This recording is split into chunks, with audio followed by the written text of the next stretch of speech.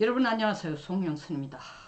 미국 역사상 230년 만에 대통령이 기소당하는 일이 일어났습니다. 미국은 금기로 되어 있습니다. 전직이든 현직이든 대통령이 기소당하는 일은 없습니다.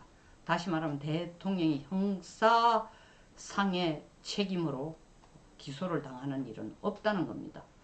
설사 현직 기간 동안 무엇이 잘못됐거나 전직 기간 동안 무엇이 잘못됐거나 대통령을 하기 전에 어떤 일이 잘못되었다 해도 대통령을 역임한 사람들이 기소되는 형사적인 이유로 기소되는 일은 없습니다. 근데 230년의 전통을 깨고 이번에 지난 30일 트럼프 대통령이 뉴욕 맨하탄 대배심원단의 투표를 통해서 기소가 결정이 됐습니다. 이 대배심원단은 사실은 한국에는 없는 제도입니다. 미국에만 있는 독특한 제도입니다. 바로 검사가 이 대통령을 기소를 결정하지 못할 때 완전 시민들로 구성된 멤버들로 검사 기소를 할 수 있도록 결정해주는, 혹은 검사가 기소를 하지 말도록 결정해주는 게 대배심원단의 역할입니다. 뉴욕이 주마다 다르지만 뉴욕 대배심원단은 16명 내지 23명으로 구성이 되어 있기 때문에 12명 이상의 찬성을 얻어야만 기소가 되는 겁니다. 이들이 기소를 결정하면은 검사는 이 피의자를 기소할 수 있습니다. 피의자 신분으로 전환을 시킬 수 있다는 거죠. 트럼프 대통령이 이번 기소된 표면적인 이유는 2006년, 지금으로부터 17년 전 포르노 배우인 스토미 데니얼스라는 여자와 성관계를 한 후에 입막음으로 돈을 주었다는 이유 때문입니다. 근데 그 돈이 사실은 자기 사비로 나간 것처럼 되어 있지만 실제로는 자기에게 충성하고 자기를 집사처럼 자기에게 집사 역할을 하던 그 코언 변호사 개인 돈으로 마금을 하고 나머지 나중에 회사 돈으로 그걸 다시 대변을 했습니다. 13만 달러를 지급하는 과정에서 회계장부를 조작했다고, 이것은 뉴욕 주법을 위반한 사실이고 또 연방선거자금관리법을 위반했다는 의혹입니다. 사실 17년 전 일어난 일이 지금 와서 트럼프에게 이렇게 생각지도 못한 폭탄이 될 것을 상상조차도 못했을 겁니다. 트럼프 자신도 엄청난 충격을 받고 있습니다. 사실 이 문제는 2016년 미국 대선 때 이미 불거진 문제입니다만은, 그럼에도 불구하고 트럼프 대통령이 승자가 되는 바람에 이 문제가 거의 수면 아래로 가라앉고 문제가 거의 유야무야 되는 줄 알았더니 민주당이 내년 대선을 앞두고 이 문제를 그들의 정치력 결집 그리고 민주당 대통령의 재선을 위해서 끄집어낸 칼이라고도 볼 수 있습니다. 사실 미국이 지금 많이 어렵죠. 국내적으로도 인플레이션, 그리고 잡지 못하는 고물가, 동시에 국외 대외적으로 중국과의 무역전쟁, 경제전쟁, 기술전쟁 결코 쉽지 않습니다. 동시에 외부에서는 이 세계적인 경제위기가 미국이 잘못했다,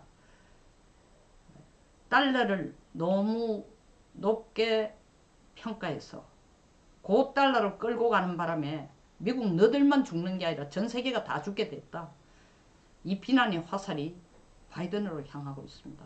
바이든 역시 내년 대선에 다시 출마할 생각을 확실히 갖고 있습니다. 그러나 개인적으로 건강도 좋지 못하고 민주당 지지율 바람직하지 않습니다.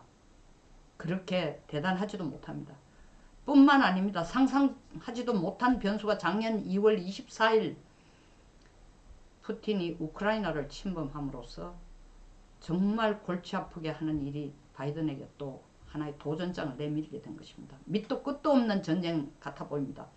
우크라이나는 끝까지 푸틴에 의해서 잃어버린 땅을 지금 정복당하고 있는, 점령당하고 있는, 정복이 아니고 점령당하고 있는 땅을 반드시 회복하겠다고 하고, 미국도 겉으로는 회복해라 하고 나토 30개국의 힘을 합쳐서 돈도 대주고 무기도 대주지만 푸틴은 결코 크림반도를 포기하고는 전쟁을 끝낼 것 같지가 않습니다. 이거 바이든 정말 감당하기 힘든 상황입니다.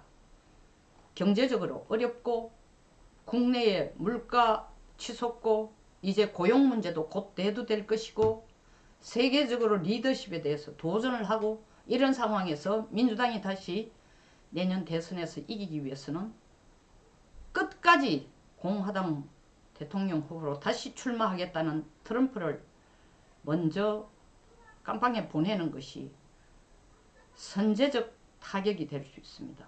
기선제압이죠. 그러니까 일단 트럼프를 깜빵에 넣어놓으면 민주당이 한숨을 돌릴 수 있고 공화당이 길을 죽일 수 있다 하지만 그러나 정치는 그렇게 만만치가 않습니다.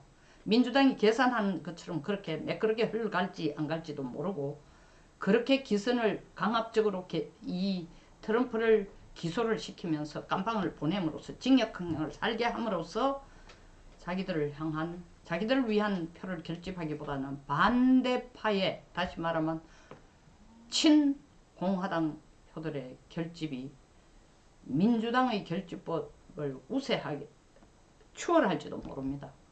한치 앞을 알 수 없는 미국 전쟁, 미국 선거의 전야입니다. 물론 아직 시간은 1년 반 이상 남았지만 전 세계를 뒤흔들 수 있는 변수이고 이것이 더 나아가서 이 파장이 전 세계의 질서를 흔드는 하나의 촉매가 될 수도 있습니다. 뿐만 아니라 미국이 이때까지 암묵적으로 지켜온 그리고 그들의 자존심으로 지켜온 미국은 전직 현직 대통령에 대해서 기소하지 않는다는 룰을 깨므로써 아시아에 상대적으로 미국만큼 민주주의에 발전된 민주주의를 행사하고 있지 못한 나라들이 하는 민주주의 역행을 미국도 지금 보여주고 있는 것입니다. 한치 앞에 안 보이는 미국의 대선, 한치 앞에 안 보이는 격변하는 세계 질서, 과연 이 속에서 대한민국은 또 지금의 여의도의 야당과 여당의 갈등과 싸움은 어떤 방향으로 흘러갈지 걱정하지 않을 수 없습니다. 끝까지 시청해 주셔서 감사합니다.